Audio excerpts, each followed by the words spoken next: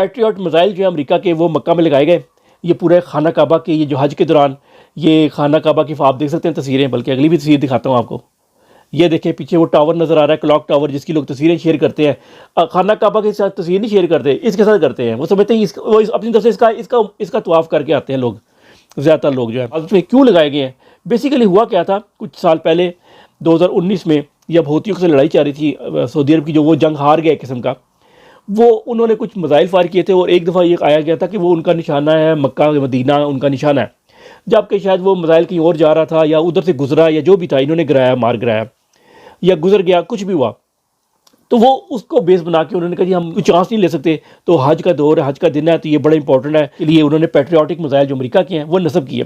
اب patriotic missile کی چھوٹی سی بات کر لیتے ہیں. یہ امریکہ کا وہی نظام ہے جو میزائلوں کو گراتا ہے، بیلسٹک میزائل کو گراتا ہے، ڈرونوں شرونوں کو نہیں گراتا. اس کی ورث چیک کر لیں ذرا. تو 300 پیٹریوٹ میزائل جو ہے نا، انہوں نے سعودی عرب نے 2022 میں خریدے 3.05 بلین، مطلب $3 ارب کے، مطلب $10 ملین کا ایک پیٹریوٹک میزائل ہے. $10 ملین جو ہوتے ہیں نا، $1 کروڑ ہوتا ہے. اگر روپیوں میں کنورٹ کر لیں تو سیدھا 300 کا ہے، 300 کروڑ کا ایک، 3 ارب روپے کا ایک جو ہے نا میزائل ہے یہ گرانے کے لیے. ہوتی جو مارتے ہیں وہ دل ہے چند لاکھ کا ہو کیونکہ اپنی ٹیکنالوجی نہیں ہے.